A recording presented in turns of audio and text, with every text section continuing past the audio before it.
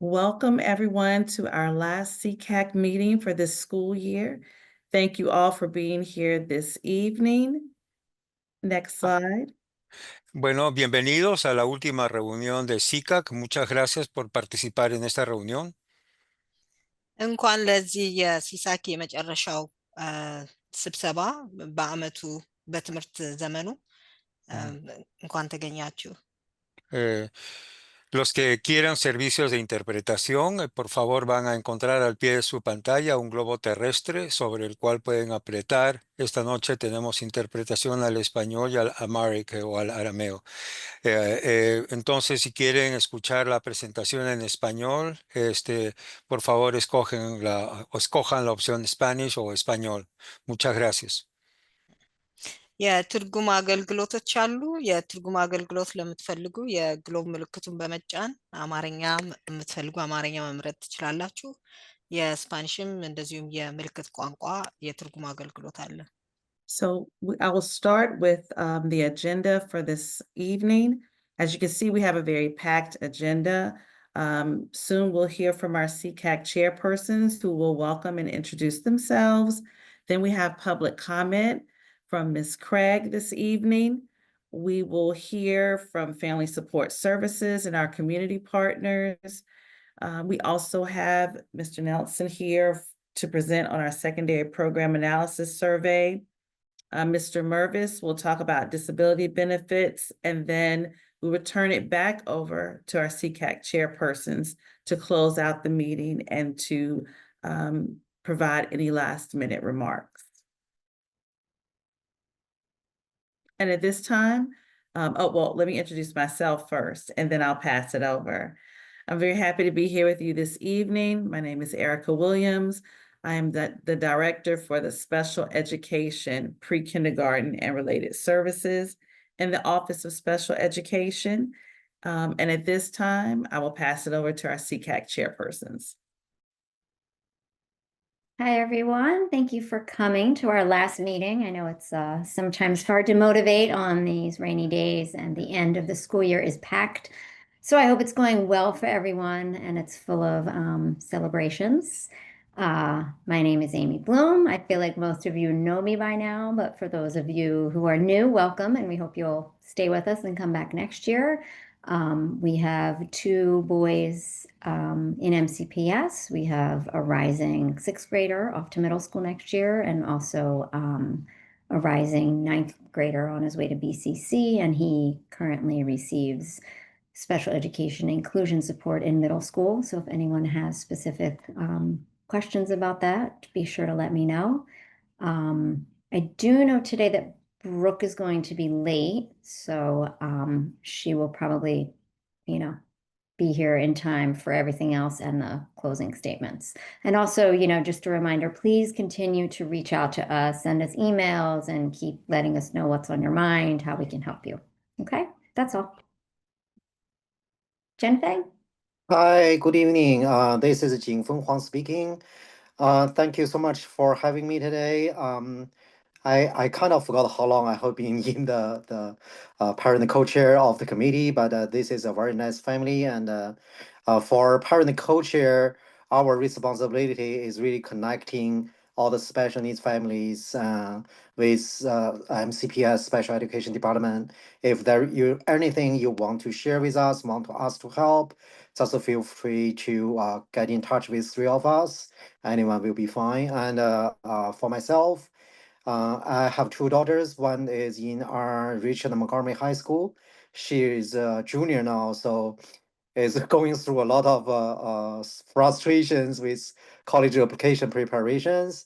And my younger daughter, who is a special needs, and she's 12 years old in Robert Frost Middle School. So we just went through last year with the transition from elementary school to middle school. So there is challenges and there is new opportunities as well. And sometimes, we go through all those frustrations and challenges, and we also sometimes will really see a lot of support from the school communities. So everything, I mean, we can share, and if you have any questions and you want to connect anytime, feel free to get in touch with us. That is where that is what we are here for. So welcome new members, and hi again for the old members and old friends, and thank you so much for very achieving the year this year. Thank you. Tonight we have one public comment. Miss Tracy Craig, Washington Craig, I saw you here. Are you available to come off mic to present your public comment tonight? Good evening, and thank you so much. I appreciate the opportunity, and I will certainly move as quickly as possible. It's no secret that the school-based special education team is responsible for collaborating with parents to develop and execute against student goals. But the team's other imperative seems a little less obvious: to maintain accountability to parents for student outcomes. And let me be clear, parents expect the school to lead and not follow. Don't wait until a parent has a question. Don't wait until a gap in skills becomes a barrier to progress. Students are depending on their teachers, and the parents are too. If a student is not making consistent progress toward critical developmental milestones, it is squarely the responsibility of the school-based team to communicate this to parents, and in a timely, effective, and prioritized manner. It is not acceptable for students to languish where they are because no one says anything. And let me underscore, the annual IEP meeting is too late. My daughter, Rachel, is a bright, inquisitive 10-year-old girl who cannot read. And I can't understand why. I can't understand why the school team has never once engaged me in a conversation about why Rachel is not achieving critical milestones. I can't understand why I am the one pressing in to examine appropriate placement immediately, while the school team is more focused on how many days are left in the school year. Simply put, if Rachel isn't reading, the time is now to address it. If Rachel needs assessment to identify her competencies, her capacity, the time is now to complete it. Rachel's development and advancement is at risk while the school waits to coordinate with central office. So I will leave you with a few questions tonight. When? When will accountability to parents for student outcomes become a mission-critical item for MCPS? When will team transparency become a key goal in serving students and their families? And when will the special education service delivery model include at its core the leadership of the case manager in communicating with parents about real-time progress and the emerging needs of their children before the gap widens and not after? You see, this work is not box checking. Teaching Rachel every day is not checking a box. And accountability to me as her parent should be everyone's priority. Why? Because Rachel's rich life depends on that. Thank you very much. I appreciate the time to share my views. Thank you so much, Mrs. Washington Craig, for your comments and for your questions for us to take back and consider in the Office of Special Education.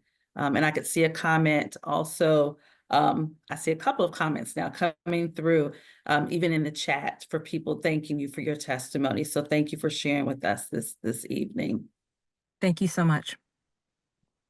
Next, we will have Mrs. Mary Beth Mansourian. So she will be here with us to talk about family support services, and we'll pass it over to her now. Hi, everyone. Thank you so much for being here tonight. I want to say a big thank you to all of you who came out for the Special Education Resource Fair on May 10th. We had a wonderful turnout, lots of great community organizations, and just wonderful parent response. So I'm hoping that you all were able to be there. Up on your screen now should be some workshops that are coming up. I do want to put sort of a disclaimer or a reminder out there that the workshops and the trainings that we share aren't endorsed by MCPS, but they are shared with you as a result of the parent survey that was done in 2024. And I think it's important for you guys to make that connection because the next slide is going to be about that. But parents identified the following needs, right? They said, we want to be connected to other families. We want training around special ed issues. We want information about organizations that offer support to parents. We want information on agencies that help with transition. We want information around parent training in general, explaining options if there's a disagreement between like a school team and families, information on how to get other services, and then information about organizations that offer support for parents of students with disabilities. So when we do share information about workshops that are out there, we really do try to keep those big ideas in mind. And so having said that, there are two on your screen now. And again, obviously there are a lot of great workshops and organizations out there, but these are just two that I'm presenting tonight. The first is on ADHD Goes to School, and that's with the Chesapeake Center and Dr. Reisman. That will be next week from 1 to 2:30. And as a reminder, these slides will be available on the SECAC website, so you'll be able to access those, after the meeting. But Dr. Reisman is going to talk about like frequent concerns of the parents who have students who have an ADHD diagnosis, in terms of difficulties with organization and those kinds of things, but also some practical strategies for families to have effective collaboration with school teams. So I think that will be a great resource for a lot of parents. And then the second one is Setting Students Up for Success, which is presented by Neurodiversity at Work in collaboration with the Down Syndrome Association. And this workshop is really to help identify transition practices and successful strategies that can be implemented kind of at that broad level. So it's talking about what are the best practices for successful transition from school to adulthood? How do we set up those expectations for members of the students' support team? What are the strategies for implementing person-centered planning around the transition process?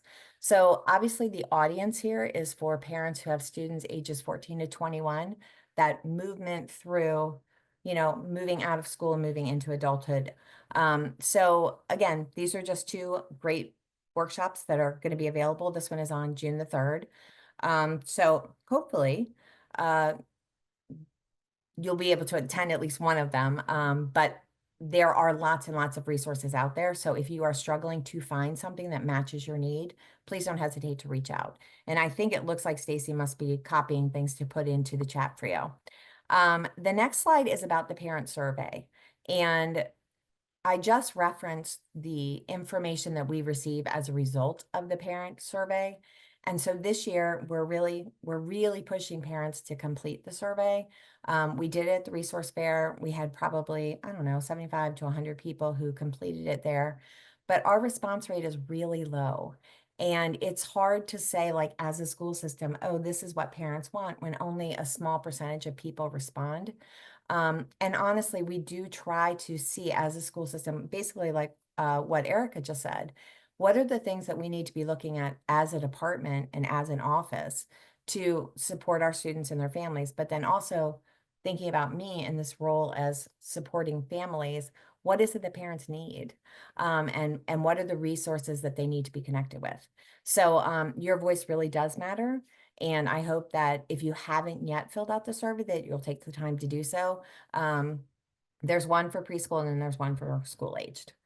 And I think that's all for me. The next slide is community members. And unless Sharon is here, I will present for her.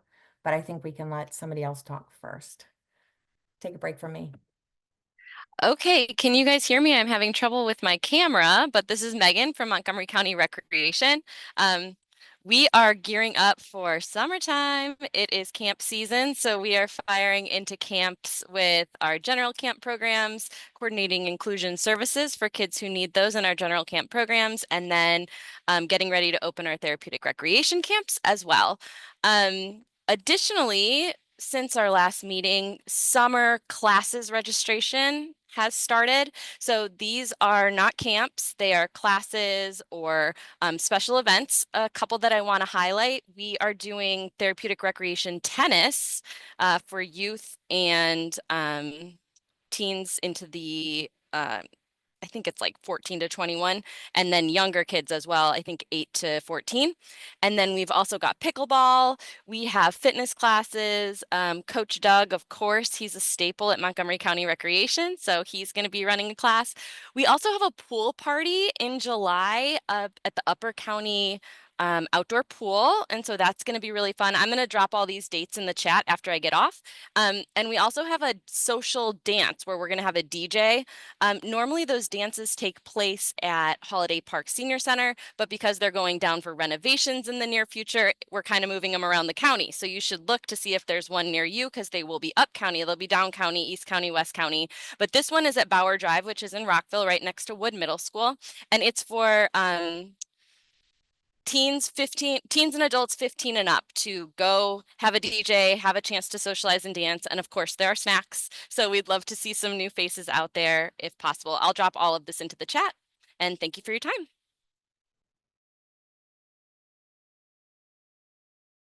Are there any other community members? Okay, well then I will present for Sharon Norcio from the Rockville Recreation and Parks. She wanted you all to know that Hometown Holidays in Rockville Town Center is happening this weekend, that all the events are free, that there's kids crafts going on, that there's family-friendly music, lots of different activities. There will be food vendors. I would assume that part is not free. And then a reminder that Monday is Memorial Day, and there'll be a parade there.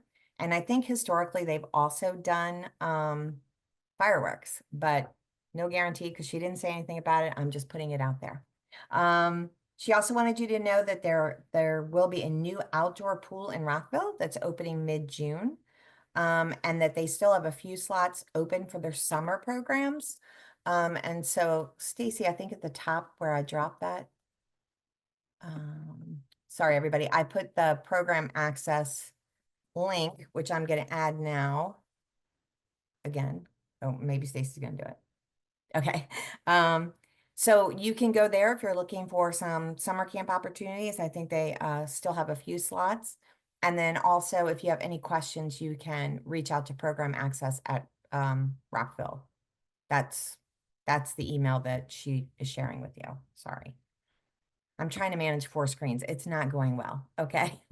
So those are the updates from Sharon for Rockville. And no, you do not have to be a Rockville resident to access the things that I just shared. You did a great job, and thank you so much for filling in as well. And thank you for sharing the announcements. And thank you to all of our community partners. Next slide, please. Now we will be hearing from Mr. Nelson, and he is going to talk with us about MCPS Secondary Academic Programs Analysis. I'll turn it over to Mr. Nelson at this time. Thank you. Thank you so much, Erica. I really appreciate it. Hi, everyone. My name is Doug Nelson, and I am an administrator in the curriculum office. And I am also a new administrator who is working on the secondary program analysis project that is happening in MCPS. So I just want to say to the special ed team and to the SECAC planners, thank you so much for carving out some time for me to stop by and provide what I think is important information to this audience. And I just want to share a couple of things with everyone.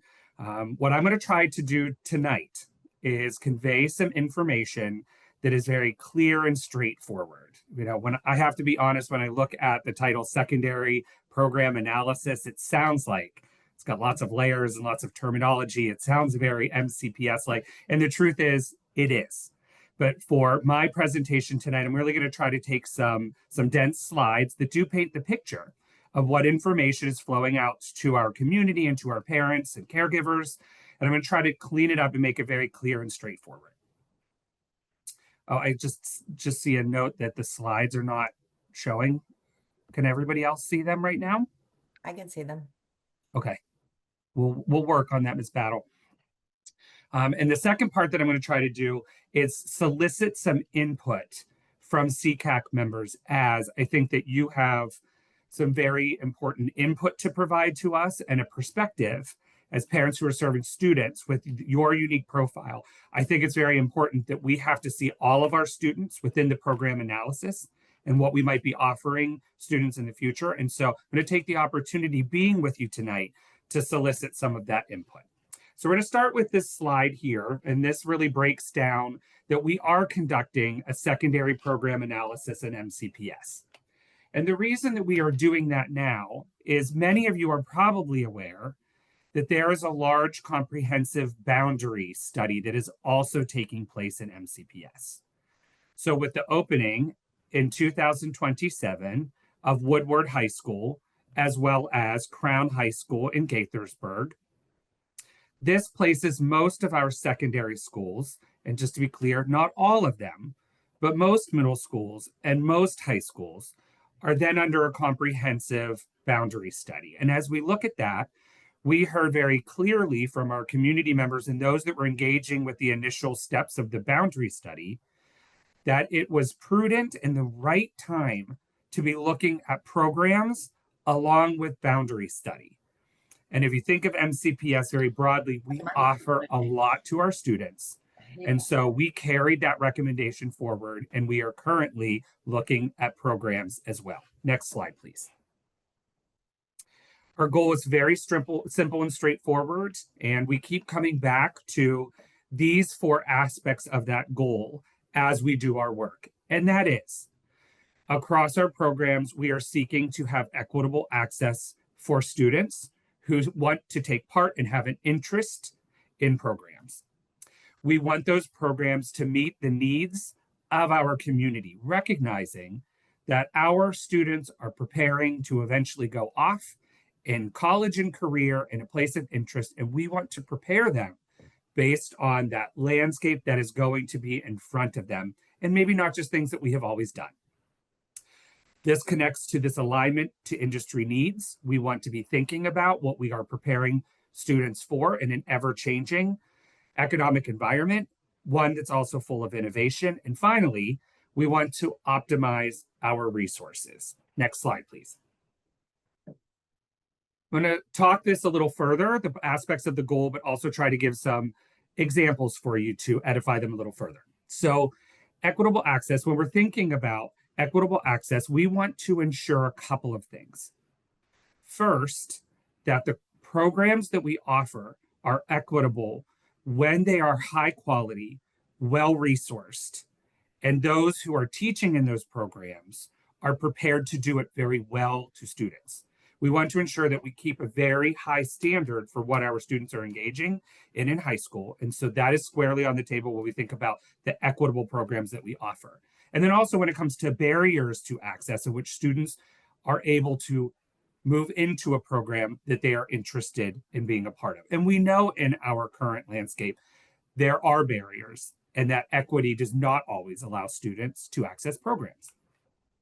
When it comes to community needs and industry needs, we want to make sure that we are keeping up with what is expected of our high school students. For example, we know that the blueprint is out there. There are requirements for career and technical education that fall under the community needs that we want to make sure we have programs to serve. And that very well could be in all of our high schools, where we might have a specialized program that offers something different by way of pathways that might be in one high school and not another. We want those options broadly out there for our students to access if they want to. And then, of course, our resource efficiency. And the one that I like to highlight here is just the example of busing. With all of our programs, we do many things with our busing, and we have heard that we're kind of at the max of what we can do when it comes to moving students broadly around the county. And I'd like to use Einstein High School as an example. Einstein High School has an IB program. It's in the Down County Consortium.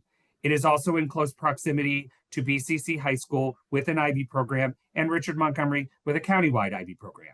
So any morning at Einstein High School, you will see multiple buses arriving at a school that has an IB program and yet might be taking students to a regional IB program at Kennedy, might have students on a COSA to BCC's IB program, or might be attending the countywide magnet program at Richard Montgomery. All of these are within a couple of miles of one another.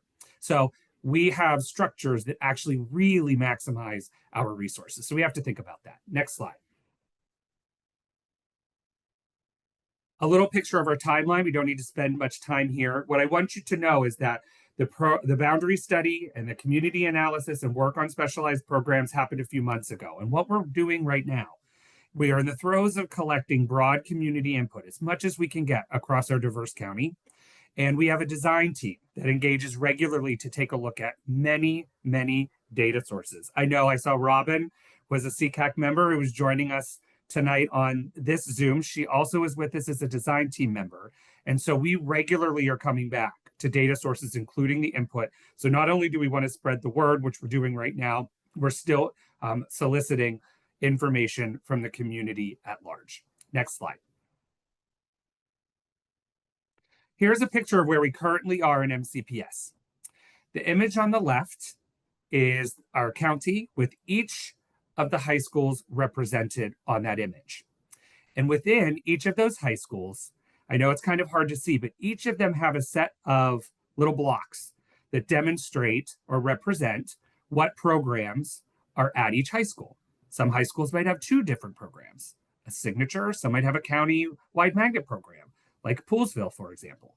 Some might have a regional program, like Watkins Mill IB program. And so various programs exist widely across MCPS, and they vary from high school to high school. That's the current state. What is represented here, the second image, is a reconceived way to think about programs. And what I want to be clear with you tonight is we have not reconceived programs at this time, but we are exploring how we might take a look at programmatic themes to revision them in a different structure. So what's represented here is all of our 25 high schools. And by the time we're actually looking at rolling programs out, which is 2027, we'll have 2 more by then, Crown and Woodward. One way that we might break down a regional structure is to divide those high schools geographically into regions in which 4 to 5 high schools fall within that region, and then think about how programs and themes might exist across those high schools geographically. Again, to be clear, this is not a decision that is made, but it is a concept that we are looking at. Next slide, please. What we've been doing very diligently is to get the word out and to solicit input from broad stakeholders across our school system. So we have been working with groups and organizations, lots of messages to religious organizations, civic organizations, cultural groups around MCPS. We have met with specific groups such as SECAC or other groups that come together within the school system or outside the school system to present directly to them, including student leadership. Number 2, we've worked with our groups at schools. We want to hear from our students. So we've worked with MCJC, or when we bring SGA members, for example, together, or if high schools have cultural groups that exist within their walls, we've asked them to communicate with their respective groups, or Spanish messaging from SGA's. Video was prepared by students for students and then shared on social media. And then the other thing we've been doing is we know parents will trust communication from their school, from their principal, or people that they hear regularly from. So we have communicated and met with principals to ask them to share messages. We have worked with resource counselors or those in charge of counseling programs, our college and career information coordinators, parent and community coordinators, all of those important people, school-based, that help us get messaging out. So we have been working with all of those groups. What I want you to know is our community survey, we have struggled to get the numbers to increase. I want to be transparent about that. Just recently, in the last 36 hours, there's been a lot of communication from our Department of Communication directly to students and parents, remind messages and such. And so we have increased our response rate by about 4,000 in the last 36 hours, which is wonderful. But one thing we continue to work on, and I imagine this will be long-term work, is reaching community groups across Montgomery County that may not have engaged with a survey request. So our Black and Hispanic Latinx group, we're really going to put them in focus to try to get information out to those different groups because they are not fully represented in our survey results yet, but we're hoping to get there. Next slide, please. So here comes my first request for all of you. If you've not taken the survey yet, please make sure that you do so. If you know that your friend or someone that you go to Starbucks with maybe hasn't taken this survey, wonderful. Maybe if you go to a religious organization, maybe you have a bulletin board in which information can be shared. I'm going to ask your request to help spread the word. And there's a couple of ways to do this. There's a QR code if you want to take a picture of that. It will also be on the slides. I don't know if SECAC shares slides with their members, but it will be here on this slide if that is done.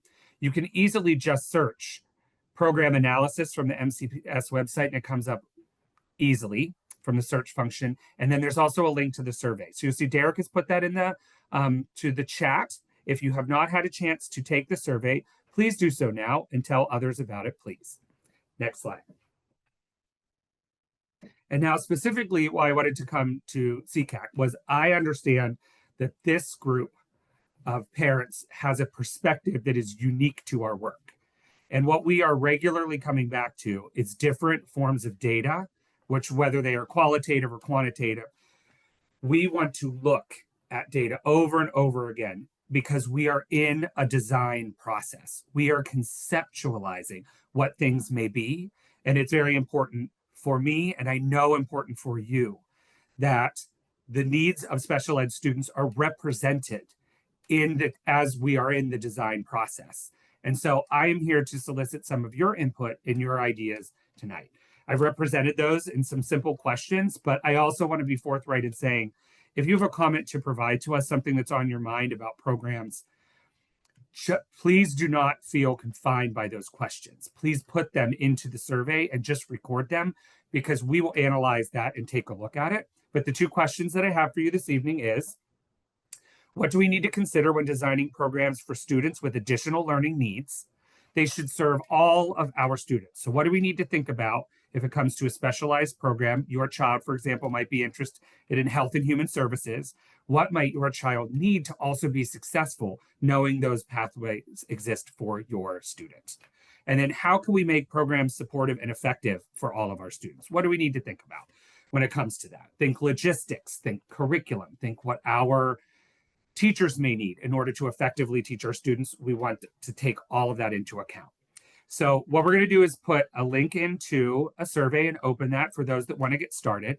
I also see some things in the chat, and I saw Ms. Batto, you had raised your hand. So Ms. Batto, do you want to start with a question you may have? And then Amy, I'm going to take your question that's in the chat.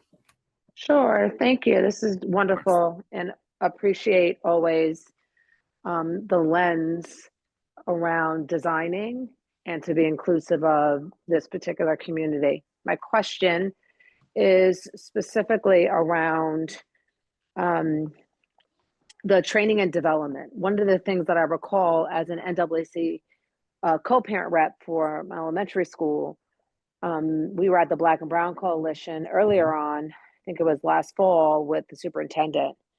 And one of the things was around the implementation of CKLA and the science of reading, and this notion that some of the teachers just weren't prepared and trained appropriately for all children, right? Specifically, children with IEPs and 504s. And so thinking about what that professional development looks like for your paras, for your special education teachers, for your general education teachers, because oftentimes I think about general ed teachers like, well, I'm the general ed, I'm just gonna, depend on the special education teacher.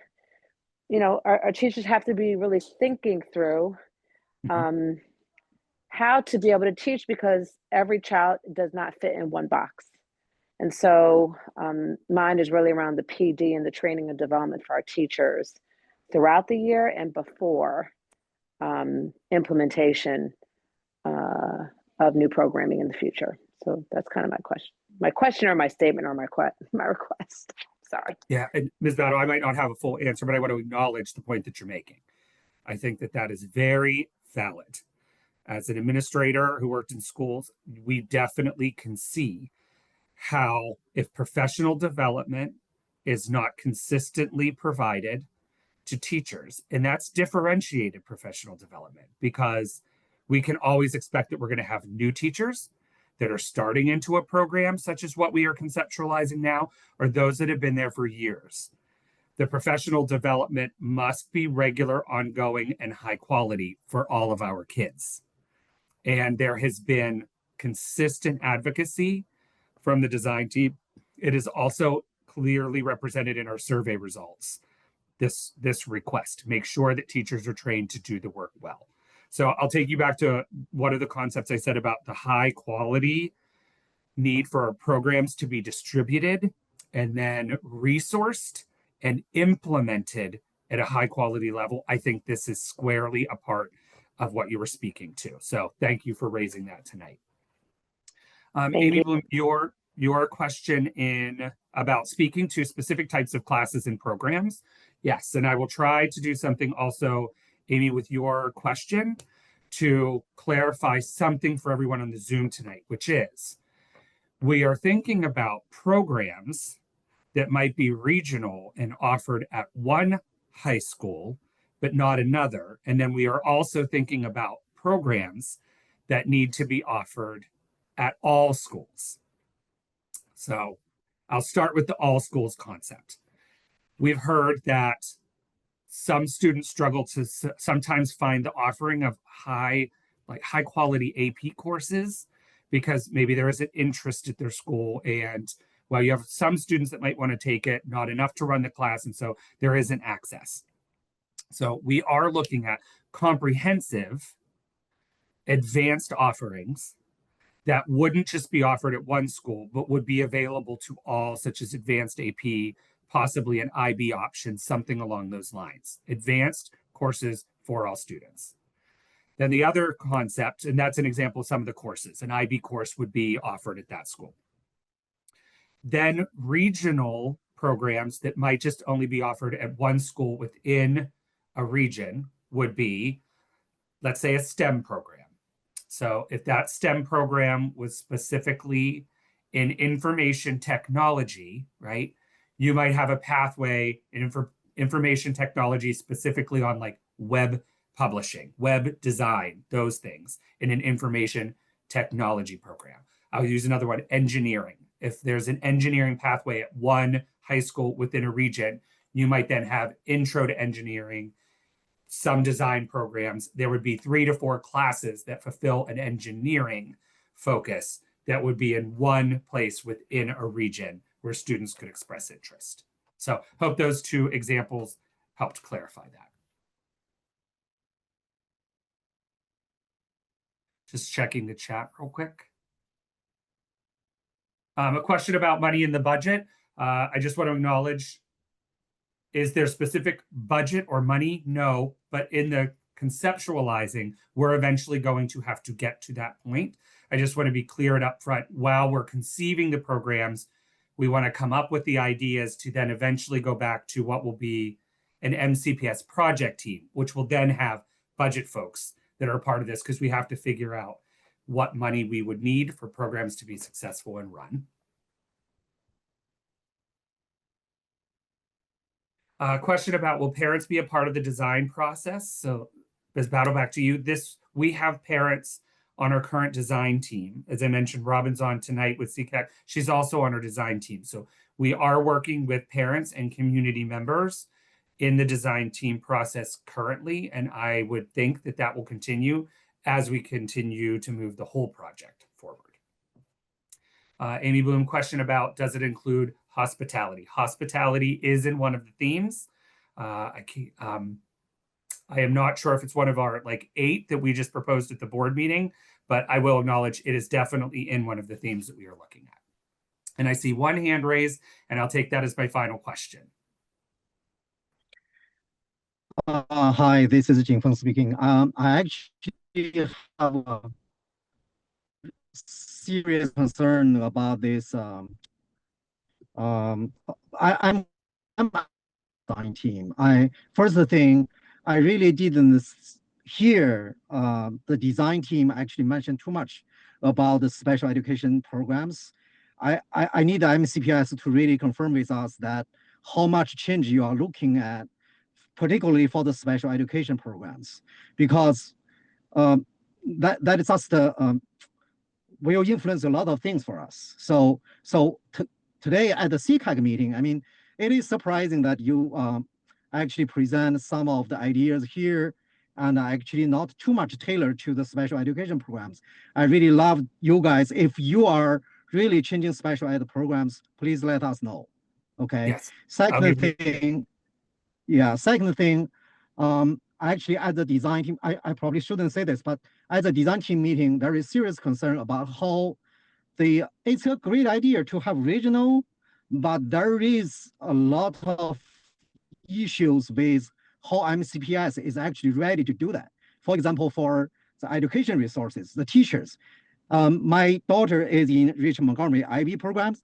I know how hard it is to actually have a very high achieving program like Richmond Montgomery IB. It takes the teachers many years and also the establishment of the students many years to make such outstanding programs. It's easy to say, okay, we tear it down and just distribute it into 6 regions, but it's really hard to get so many very talented teachers to really get the programs up running like what RM is right now.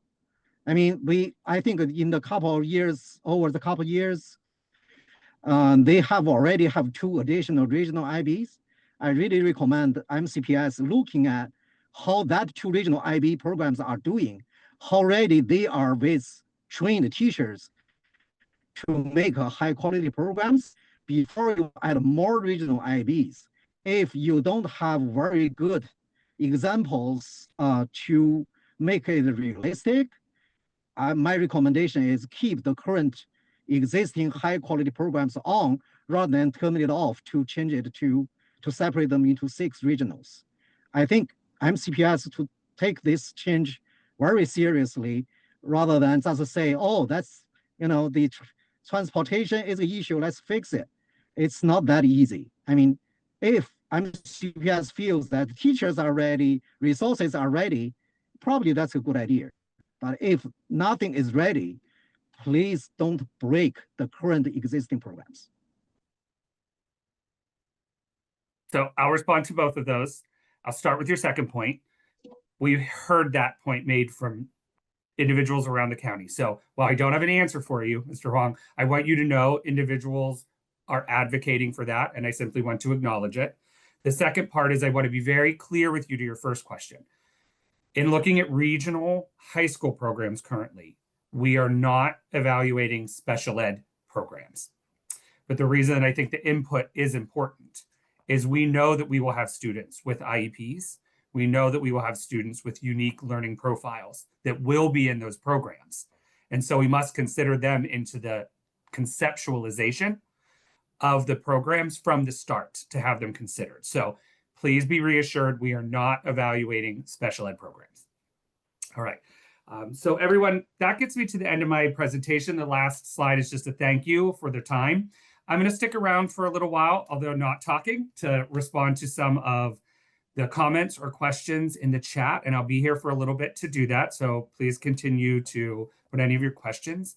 On the first slide was my email. So if any of you would like to follow up with me, schedule a phone call, throw some questions my way, that's definitely happening. Please feel free to reach out, and I'm happy to continue the conversation, with you further.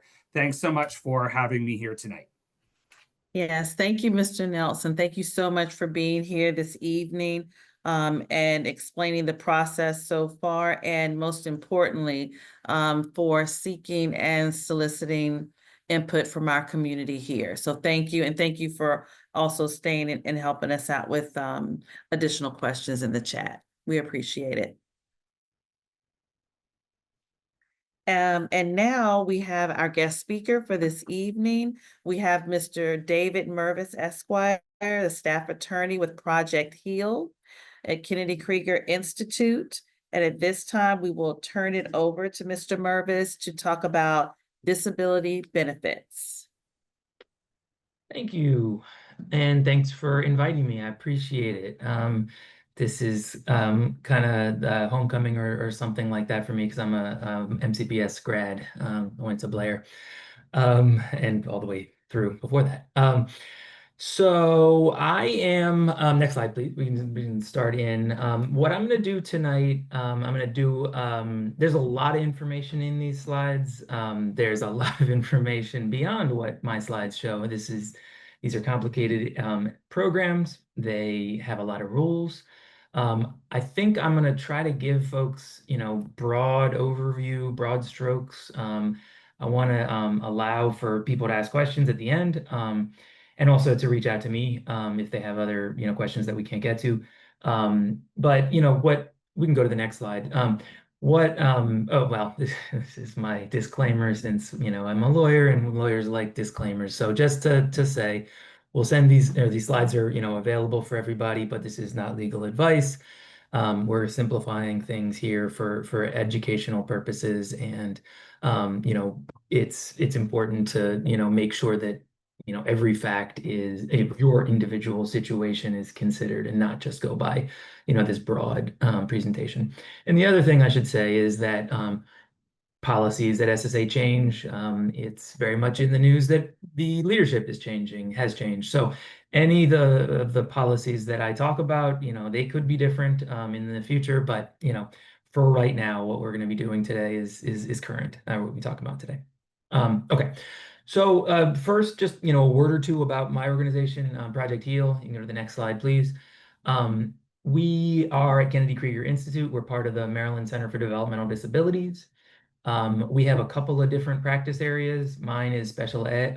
Mine is Social Security, but special ed is actually kind of the bread and butter. So I don't know if folks here have any experience with our team, but we provide those two areas. We provide legal services for Kennedy Krieger patients. We also have an attorney who does adult guardianship and less restrictive alternatives. Next slide, please. We do trainings like this. We have, there's a link here, and my slides have a couple of links throughout where I want to, encourage folks to click around. We have a lot of resources online, and we add them, as we can, some of them, and we try to translate them as we can.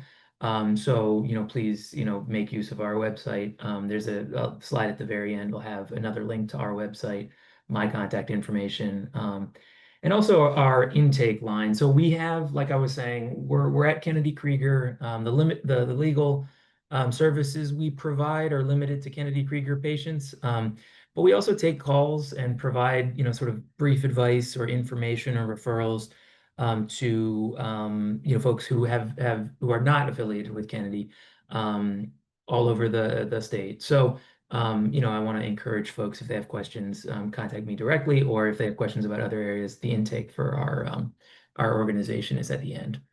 Next slide, please. And all right, now we'll get into the sort of the meat of the presentation here. So next slide. I want to talk briefly about, big picture, what the types of benefits that, are available from SSA. And folks on this call may know this like the back of their hand, but, I've found that folks don't always appreciate what benefits are out there, how they might or their children might qualify for each type of benefits. So, and the other thing is there are a lot of acronyms, so people can get, turned around on the acronyms, and that's just basically, it's the federal government, they love acronyms. So first we have SSI, Supplemental Security Income. Next slide. We're talking about the specific criteria for each of these as we go, but this is just sort of level setting. The other big bucket for disability programs is SSDI. So we have Supplemental Security Income on the one hand, and we have Social Security Disability Insurance on the other. So SSI is benefits to children and adults. SSDI is benefits to some family member who has either the insured worker themselves. We can go to the next slide. I'm sort of moving through to the subject matter here. So the SSDI is based on somebody having worked and earned, paid Social Security taxes, and then that person either is disabled, or in some cases we're going to talk about maybe retired or deceased. So if we're talking about kids who have a disability themselves, we're talking about SSI. If we're talking about an adult who has worked and then developed a disability, we're talking about SSDI. And the other category that I think, is maybe not as well understood is this DAC category, Disabled Adult Child Benefits. It's actually a subset of SSDI. But for, sort of presenting it here, I think it makes sense to put it into its own column. Disabled adult child benefits are based on somebody's parent who has worked and earned, just like for SSDI, but the benefit is paid to the adult child who has a disability. So that person need not have worked, but they must have had a disability before the age of 22. And they must have a parent who's either receiving SSDI, retirement benefits, or who is deceased. SSI, on the other hand, we're talking about someone who may not have worked at all, and they could be a child or an adult. So that's where, if you're thinking about whose benefit or what benefits might be available to you, I'd encourage you to take a look at this. Social Security has a lot of information on their website as well. I'm not going to get too far into the weeds on the rest of these slides. I will just mention that Social Security, sorry, I set you up there, Derek, my apologies. I'll mention just that SSI comes with Medicaid, SSDI and DAC benefits, those come with Medicare coverage. So that's another way to sort of distinguish between those, the programs. All right, now we can go to the next slide. So we talked a little on that previous slide about how to qualify for benefits. This next slide sets up, basically two categories. We've got medical criteria, and medical criteria is basically, is the person who is applying disabled? I think for some folks, that's kind of the easy part. It's not something that you have to think too much about, although we can talk later about, we will talk a little bit about what it means, what Social Security means by disabled, or what they mean by having a disability. But the definition, we talked about the differences between SSI and SSDI. Well, for our purposes here, there is no difference between the definition of disability. There is a difference between the definition of disability for children and for adults, and that's where something else that we're going to talk about a little later comes into play. Folks on this call may be either hearing about or preparing for what's called an age 18 redetermination. That is something, again, that I'm going to talk about a little bit later, but that's where the different definition of disability for children and adults comes into play. The other piece, though, so we've talked, that's about the medical criteria. The non-medical criteria, really what we're talking about is, number one, insured status. And that's, like I was saying, you've worked, and this is mostly for adults, right? You've worked, you've paid in, and now you've developed a disability and you are insured. And there's a mathematical calculation Social Security does, and it, basically tells you either are insured or you are not insured. For just let's go back one slide. The sort of most difficult part of all of this, I think, is for SSI, and it's for the non-medical criteria. So here we're talking about income and resources, and some folks aren't going to come anywhere close to the limits that Social Security sets for SSI. They're very limited resources, very limited income. We'll talk a little bit about that. But for folks that do, this can be very difficult, and it's hard to know exactly whose income and whose resources are counted and how much. So that's one of the areas where, in my practice, I give advice, all the time about what to do, how to think about these programs, and how your individual situation is either going to qualify you for this for SSI or it's not. All right, so we'll go to the next slide, please. And here I mentioned that there is a different definition of disability for children than for adults. There's the first part of this starts the same. We're talking about somebody who has a mental or physical impairment that has lasted or is expected to last for at least 12 months. So if someone just has a very, very short-term impairment, that's not going to count. It's not going to qualify. For children, they're looking at what they call marked and severe functional limitations. jargony. I certainly recognize that. We can talk a little bit more about that, but really what it comes down to is you're limited in the way that you go through the world, and they have different categories that they're looking at. The adult definition is more focused on work, not surprisingly. So the big picture idea is you've got an impairment, it's going to be long lasting, and for an adult, it prevents you from working at a substantial level. It's not all work, but it's a substantial level of work. Next slide, please. And actually, let's go through, let's move past this slide. You can take a look. There's a link there that gives you a little information about how you can find out whether you have insured status. That's on Social Security's website. But I think for tonight we can move past that. Move into the non-medical criteria. I mentioned that it is different for SSDI and for SSI. We're talking about income. We also have to further break it down because it turns out that Social Security counts unearned income differently than earned income. So earned income is wages and self-employment earnings, whereas unearned income is basically everything else. So that would include gifts, it includes stock, investments, it includes inheritances, etc. So for SSDI, and again, I think that the trickiest part is SSI, but for SSDI, you've got no limit on unearned income.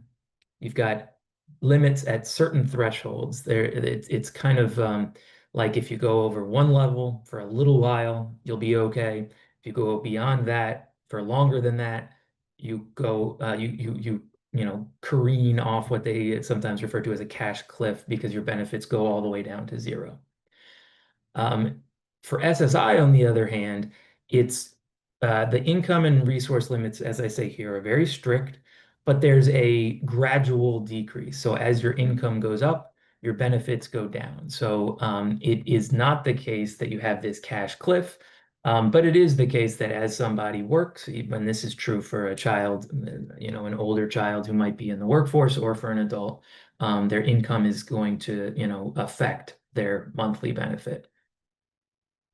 Next slide, please. The other of the two big non-medical criteria for the SSI program is resources. And resources, broadly speaking, is what you own, things you own. Mostly, people think about their bank accounts, any cash that they may have, but obviously also, stocks, bonds, property. Those are all resources. Not every single resource is counted in the SSI program. And we're going to do, later, I'm going to just, demonstrate just how limited the resource limit is or how strict it is. So fortunately, they don't count your home. They don't count a single vehicle, but they do count a second vehicle. And so that's actually something that can be a real problem for families who may have two people who work, two adults who work in the house, and they need to both have a car to get to work. If they're applying for SSI for their child, the second vehicle is going to count as a resource, and there are, kind of difficult. It's not so easy to get around that. There's a couple things one can do, but a couple of other things on here, life insurance policies aren't counted as long as they're under $1,500. Burial plots. The other thing that I don't know, I honestly, every time I give a presentation, I like to talk a lot about ABLE accounts. They're extremely beneficial for, the population of folks who are thinking about SSI, but honestly, everybody. So I'm not going to spend, too much time proselytizing about ABLE accounts, but what it means for SSI is that you can save up to $100,000 in an ABLE account, and it will not count for SSI purposes. And that's in stark contrast, we go to the next slide, to what the resource limit is for a non-ABLE account. And just go down to the next bullet. So for a non-ABLE account, an adult who's on SSI can have no more than $2,000 in the bank account. As I said before, for an ABLE account, you can have $100,000. So obviously a massive difference. It's a way to save and keep eligibility for SSI.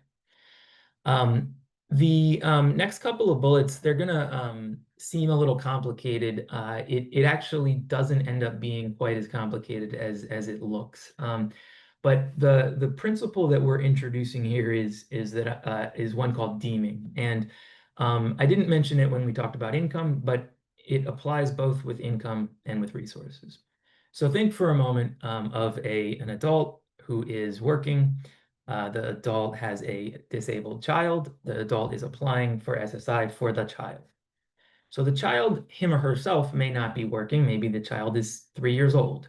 But what SSA does is it counts or deems some of the income and some of the resources from the parent to the child.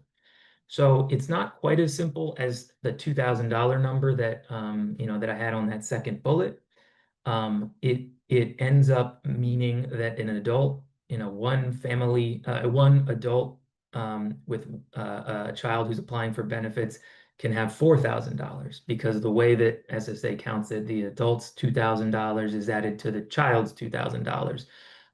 If there are two parents, that's $5,000 because the adult's $3,000 limit is added to the child's $2,000 limit. Like I said, in practice, this ends up being relatively straightforward, but it's essential that folks know about it and keep on the right side of things because, and now I've gone to the first bullet here, resource calculation is an all or nothing proposition. So unlike the income limits where if, as I was saying, when your income goes up on SSI, your benefit goes down, but up to you may still be able to have a certain amount of benefit even if you are working. For resources, if you go over by $1, then the SSI benefit stops. So essential that that folks know about how that works and how it applies. All right, next slide. So in the interest of talking about what I think may be the most relevant to this group, I have on this slide what I call pressure points. Of course, there's always a lot more that people may experience when they're applying for benefits or when they're on benefits. But the three that I think, or at least I'll start by talking about, as many as we can get to. Go to the next slide, please. I've just highlighted the age 18 redetermination, leaving school, and saving money. Because those are three things that I think, when folks are in school and they are getting ready to, sort of transition to adulthood, these are things that often come up. So next slide, please. Yeah, and then, all right. So age 18 redetermination. So big picture, an age 18 redetermination is what SSA does when when a child is on SSI, and we can go to the next slide. Thank you. Is turning 18. So as we talked about, the Social Security Administration defines disability differently for children and for adults. So when your child turns 18, SSA wants to decide whether that child is still eligible, whether that child meets the adult definition of disability. Historically, as many as a third of child SSI beneficiaries lose eligibility at the age 18 redetermination. So it's not pro forma. People definitely, and I have on here, it's a full medical review. People definitely find themselves on SSI. Child's disability is severe. And then SSA does this redetermination, and they decide that the individual doesn't qualify as an adult. And obviously that can be, can mean a lot for a family and for that child. So what happens at an age 18 redetermination? The next slide, please, is, there are a bunch of different things that SSA is going to be looking at. I've highlighted some of them, and I've tried to highlight what SSA is going to do and what the family or a representative like me, an attorney, may be able to help with. So the biggest thing that SSA is going to ask for is your child's medical records, and they'll do this for the child or for the applicant. So the child will tell them, I've seen this doctor and that doctor, please request those records. And they'll do that. They'll also request school records, although, and folks on this call may know this better than I do, IEPs may not be released, and so sometimes families have to do that on their own. They'll also request what's called a function report, and this is something that folks who are on SSI or SSDI would be familiar with. It's a basically a report about how you're doing, how you function in the world, and they have different ones for children than they do for adults. But one of the things in sort of taking from here on down that you can do and representatives like me can do to help is get function reports from other people. The next bullet is about opinions, and opinions from medical providers. You'll see them referred to sometimes as a medical source statement or a treating source statement. These are, forms that asks the doctor or a different provider, doesn't have to be a medical doctor, specific questions about how the child or the adult is functioning. And then there's also the last bullet here is about, statements from family members, from friends, from community, members who know the individual. These are places where, Social Security isn't necessarily going to ask for these forms or these, sources of evidence. And so they really can make a difference though, because, as everybody here knows, the people that see, your functioning on a day-to-day basis are really going to have a better perspective, a better picture than the doctor that you might see once a month. So again, these are places where you can provide, and I say you, I mean sometimes the you in this sentence is a parent, sometimes it's a teacher, sometimes it's a community member, sometimes it's an attorney like me. Can provide benefits to the to the child's application or redetermination in this case. Okay. Next slide. So that's the age 18 redetermination. I'm going to spend just, I don't think I know I'm not going to get through everything here, but I want to talk just on the next couple of slides a little bit about, the effects that, leaving school can have, because they're different for different programs. Here I'm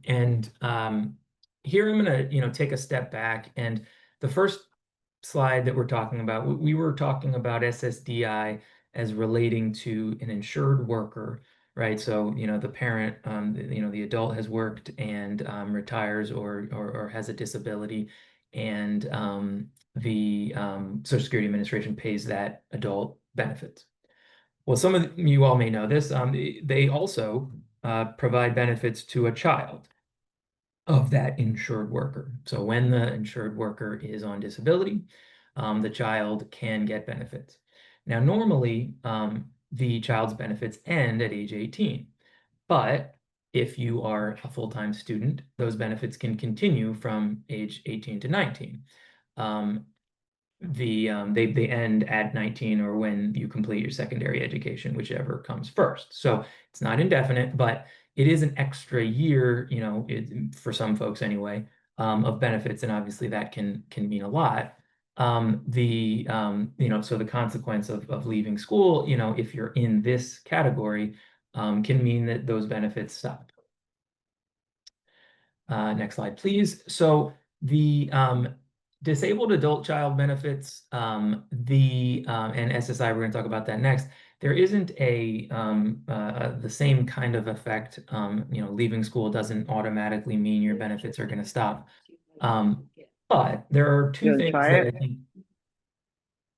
things that I think are worth mentioning here. So when SSA decides that a individual, and this is true for SSI and for SSDI, but here I've talked about it in terms of disabled adult child benefits.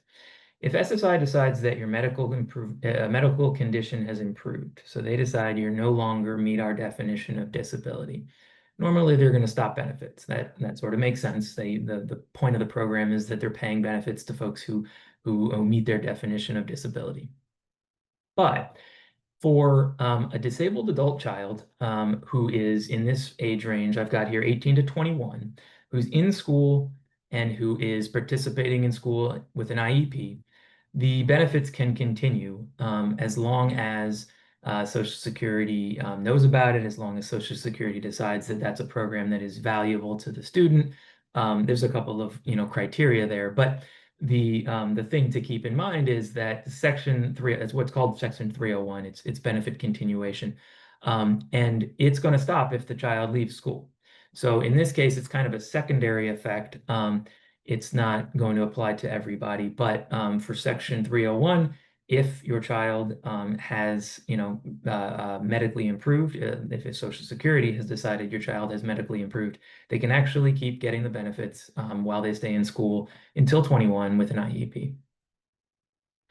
Next slide, please. And then again, so for SSI, the same Section 301 protection applies, or continuation applies. That's again, not going to apply to everybody because it only is applying to an adult or a beneficiary who Social Security has decided has improved.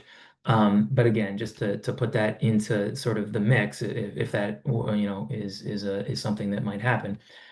The other sort of, again, secondary effect of leaving school is losing the what's called a student earned income exclusion. The student earned income exclusion we talked about how SSI has a lot of rules about income. This is basically a work incentive. It keeps students who are working, it keeps their income a little lower than it otherwise would be. Basically, what happens is the student is allowed to deduct or to exclude almost $2,350 from their monthly income. So you can think about how much of a difference that might make if a student is in school working part-time. That income is going to be excluded. The flip side, of course, is that if you leave school, that you would no longer be a student who is eligible to take advantage of this exclusion. So again, that's why it's not going to be an automatic thing that happens to every student when they leave school, is that this effect happens. But when we're talking about what might occur when you leave school, it's important, I think, to keep this one in mind. And while you're in school, I guess we should say from the front end, it's important to know about this this income exclusion, this work incentive, because it can really provide this sort of bridge where a student may be able to work part-time, keep the SSI, and keep stay in school. All right, so I said I'm gonna talk a little more. I like to talk about ABLE accounts. I'm gonna do this real quick. I'm not gonna I think we'll leave it at here because I want to be respectful of folks' time and I want to take some questions. But if folks don't know about ABLE accounts, take a look at the next couple of slides. They're really, really, really beneficial. Like I say, particularly when somebody is looking at SSI.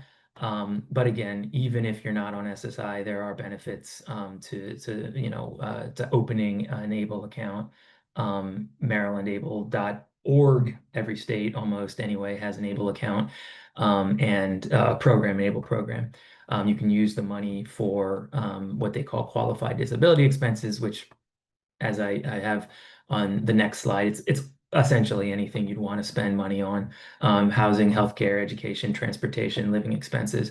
There are a couple of exceptions, but basically people can save money, maintain their eligibility for means-tested programs like SSI, and use their money, as they need to, on a day-to-day, month-to-month basis.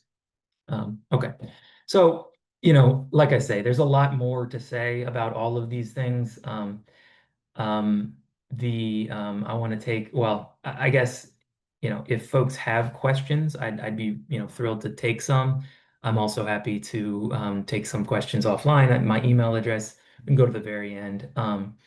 And my email address is on here, my phone number, and also there's a slide here that has more resources that we've put together at Project Heal. So I encourage folks to take a look and make use of them, and let me know if folks have suggestions about what else we can put a resource together on if things are not clear and things aren't covered. We're happy to, put more information out there in the world.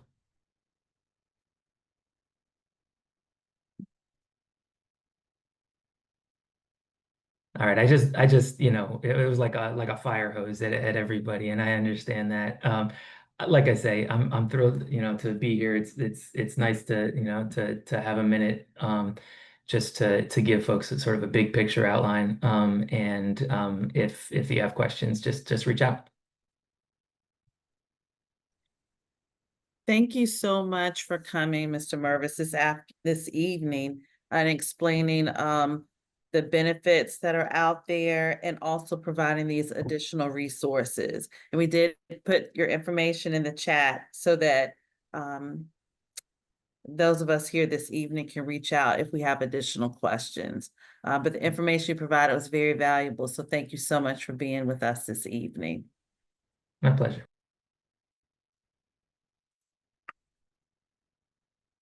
And now for our last SECAC meeting for this school year, I'm going to pass it over now to our SECAC chairpersons so that they can provide closing remarks. Hi, everyone. So sorry I was late to the meeting this evening. I had a conflict that I really try not to have during our monthly meetings. I'm Brooke Levy, for those of you who don't know me. I'm a parent of 3 children, 2 who have already been through MCPS, 1 who is at Seneca Valley High School now receiving special education services. I'm also the executive director of the Down Syndrome Network of Montgomery County. And I just, of course, always want to welcome everyone. And yes, this is our last SECAC meeting of the year. There's a few things that we've been asked to discuss with everyone. Since I wasn't at the beginning of the meeting, I'm assuming that everybody else introduced themselves earlier today. So maybe, yes, okay, I see Ms. Williams and is nodding her head. So do we want to go to the next slide with some of the other pieces that we were talking about? Great. So we did draft a letter to the superintendent just as a follow-up, and please give us a little grace. It took us a little bit longer to write this letter and get it how we, exactly what we wanted to say. And so we certainly will be reporting back. I think that we can possibly send any emails through the larger group to just for additional follow-up when we do hear back. So we can also give grace also to the superintendent because he hasn't had enough time to respond to us. So I do apologize for not having that sent earlier. But it did address the issues that we discussed in the meeting when we're talking about how just us, all of us, parents wondering, how MCPS is preparing for budget cuts or any kind of changes to the curriculum or anything related to the dismantling of the Department of Education, and all things politically related, as I think that I've seen some comments in the chat this evening as well, because we all want to know, hopefully there's some kind of plan, even if we don't know exactly what it is. The other thing is that we've been talking about having some fall elections. We didn't want it to be rushed today. And so in order to qualify, you do have to have been or participated in 2 SECAC meetings. So you can't just come and then all of a sudden say, I want to be a co-chair. You do have to have been involved at least a little bit. And then what we were talking about, and we will give more information either through the summer, through email information, but also, of course, early next year, different ways that we can learn about anybody who's interested in taking that leadership role and sharing, a little bit more information about yourselves. we do in terms of, you know, you can read all of this right here in front of you, but if you, so I don't really want to go over all of it, but what you can, there are I guess the minimum would be committing to 2 years. You can be a SECAC chair for up to 3 2-year terms. So that would be 6 years, and then you would have to go off. Anyway, so we do try to have, you know, this year we've had 3, but I do believe that we can have 4 from our conversations. And so we can, so we'll be electing at least 1 more person, depending on, and I, you know, and I apologize, I haven't asked Amy what she's doing next year, and I'm not going to put her on the spot because Amy has so generously given of her time and has been a SECAC co-chair for quite a while now. And so I don't even know if her term is up, I'm embarrassed to say, but anyway, so I'm not I think I technically have 1 more year in me. Okay, So at least this is what Stacy Heinze tells me. So okay. Anyway, so we welcome new co-chairs, and we love bringing in new blood and new ideas and new energy. And, you know, we do try to meet, you know, obviously outside of the SECAC meeting. So please, we'll put our emails in the chat, but feel free, if you're interested in running to be a SECAC co-chair, please contact myself or Jing Feng or Amy, and we will certainly provide you with more information and answer any kind of questions that you may have in terms of like our responsibilities. All right, what have I missed, everybody? Do you have any questions? I think you did great. Thank you. Right. If you don't mind, I want to add a little bit long. So I just saw the news that the judge ordered this administration to reinstate Department of Education fired employees. We really appreciate everyone to keep alert on it. That's definitely a bottom line. Just keep alert on it and see what will be happening. We definitely don't want any cut, no matter is the staff or budget, to the special ed.